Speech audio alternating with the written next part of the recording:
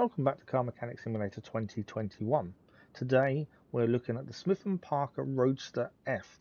This car came to us as part of the DLC that released recently, which was the Hot Rod DLC. There is more to come from the DLC. They were adding in Hot Rod track. That's something we'll look at when it finally arrives into the game. So you may see two of these here. This first one, the one that looks the worst, is the 1981 Smith+Parker Roadster F. The one just to the side of it is the 1980 Smith+Parker Roadster. We're concentrating on the F version and a year later than the other one. This one has a V8 2-carb 0HV supercharged engine, so it should be quick in a straight line. The main difference between the two cars, this one is a year older, but also doesn't have the supercharged engine. It's a straight V8 2-carb 0HV. But we'll ignore that one, that's next time. Today, this is the one we're working on. We spent £30,459 in the auction for this car. Now, something we've added into this video for the first time, so do let us know in the comments what you think, is music. So whereas we'd speed up certain parts of the rebuilds, we wouldn't talk because it kind of felt a bit silly to do so. So I've added in music. Let me know what you think of it. Let me know if it's okay. Something I'm testing out. It's only this series of Car Mechanic that will actually speed up anything in the videos. The other games we have on the go in episodic videos, we don't speed anything up. So do let me know what you think. Does it sound okay? Does it come across okay? I tried to find a music that was kind of okay to use. We'll find out as time goes on whether we get a copyright claim, but it's straight from the PS5's Share Factory music section. Hopefully we're all good. Anyway, back to today. I'm kind of getting off topic, I know. So this is the car working. We've got to take the engine out as always. So gearbox off. And it's a pretty nice, hefty engine. So you can imagine when the actual Hot Rod DLC properly hits with the track and everything to race them on in a straight line, these are going to be pretty quick cars. We are going to stick it around the racetrack. Obviously, it's not designed to go around corners, but we are going to do that. And it will also be put for its pace on the top speed track as well. I think it will do well. Just, you know, my little insight there. Because it's from the auction, we do need to get rid of the liquids. Normally, we wouldn't have to. But this time, we do need to because they are full. Obviously, we don't want any fines or spillages. Make sure we do the radiator there.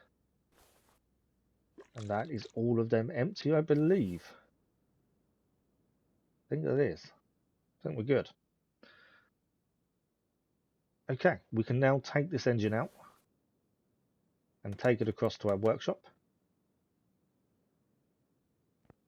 And in the workshop, we'll start taking this engine apart. As I say, there is music now added in for the times we speed things up. So enjoy. Let us know in the comments what you think. And we'll see you when this has all been taken apart.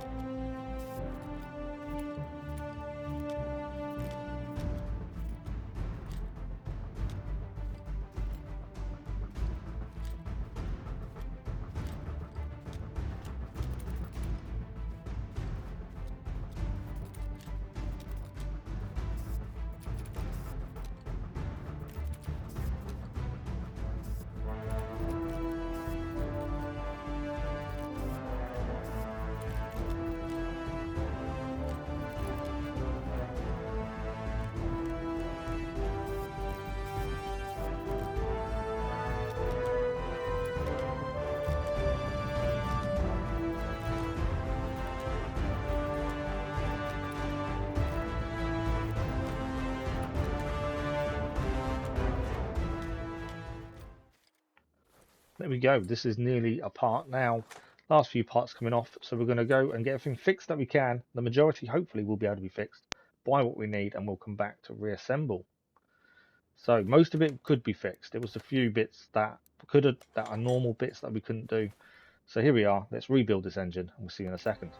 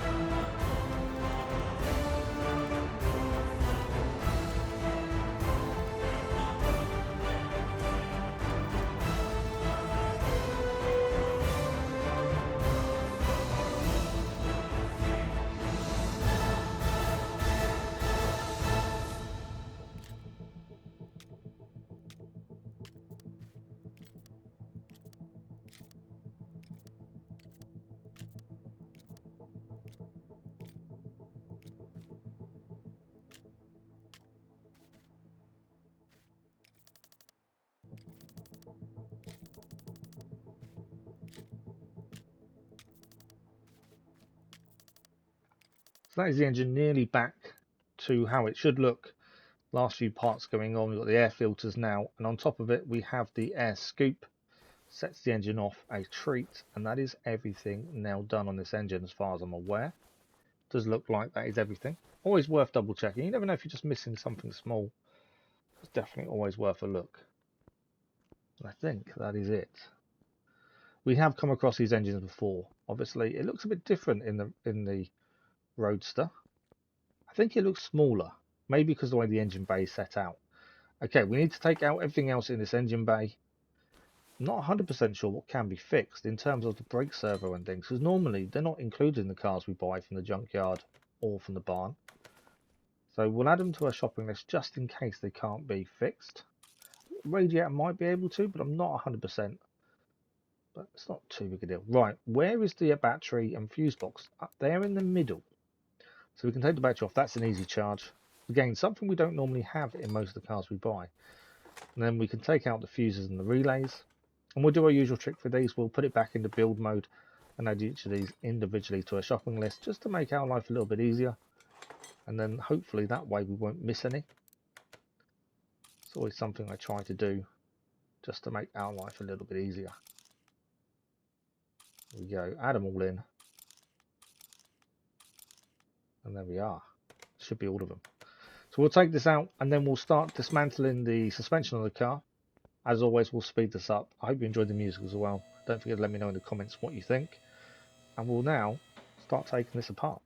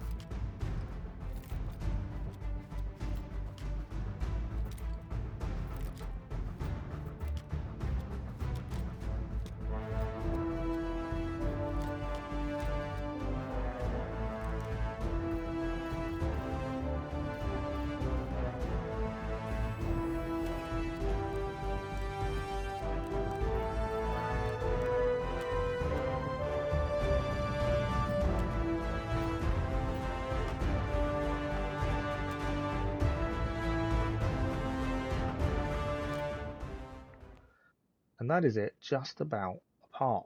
The thing I'm a bit worried about is it seems like we haven't taken much of the bodywork apart. But if we use the welder on it, whatever parts don't look clean and new, we'll know we need to take them off. I think that's the easiest way of doing it. It all looks really clean. Let's have a proper walk around the car and just double check. There's obviously something I've missed. I'm sure there is, because it looks weird. So this bar needed taken off. So we've been away, we've fixed everything we could fix, we've bought the parts we need, hopefully we've got everything. And now we'll work to putting this car back together again, as if it just come from a factory. So we'll see you when this is all done.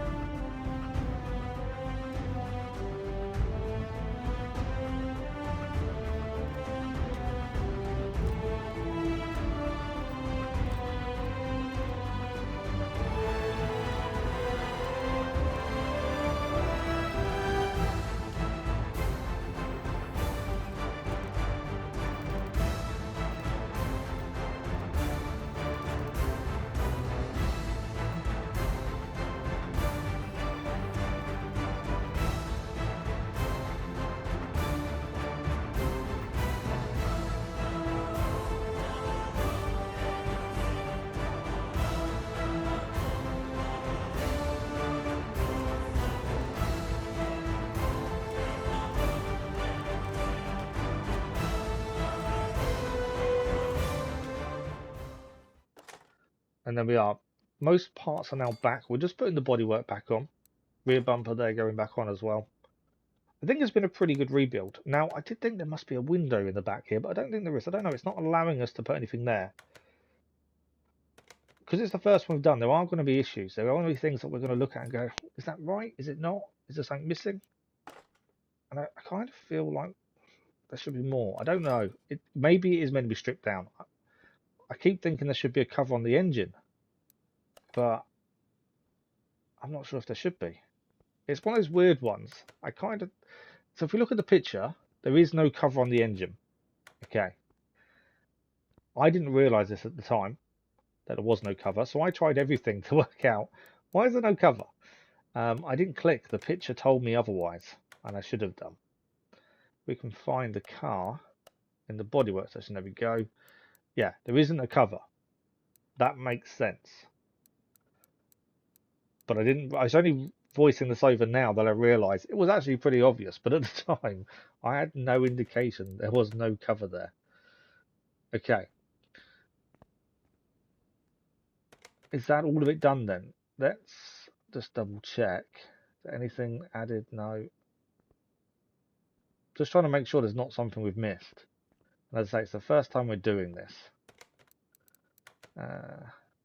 We did miss the rear lights. Interesting. Didn't even click we'd missed those. So I believe that's everything done. Everything is now 100%. So that is the car redone back to factory condition. How it would have rolled out the factory. So now we're going to go off and paint it, and we'll see you once it's all painted and ready for the leaderboard challenges. And here we are. This was the design I went for. I don't know, I kind of like the idea of a roadster and flames, and yes, we've got the bigger flames on the one just down there that still needs to be fixed. But I think the more understated flames for this one would look okay. That's kind of my thinking. So we played around a little bit with the vinyls, and this is kind of what I ended up with. I think it looks good. And inside the way flames just come over, I think I really like it. I really do. So we're going to put it through its paces now on the leaderboard challenges. So this was our 4th lap around the racetrack where we set our fastest lap, and this is going to be quick. You can see we've done a 158, a 159. We did a 201 on the 3rd lap as well. So even our lap from a standing start of a 158 was good. Now this car is a roadster designed for speed in a straight line. It's not designed to handle corners, and that's very obvious. There is a lot of bumping, there's a lot of scraping when you try and take a bend. It doesn't turn very well, as you can see there, trying to feather the throttle just to keep the speed up. It gets up to speed really quickly, but it is not designed to go around the corner. Now that obviously poses an issue on the racetrack, but I still wanted to put a decent time down. I thought we need a representative time just to see, and this is going to be quick.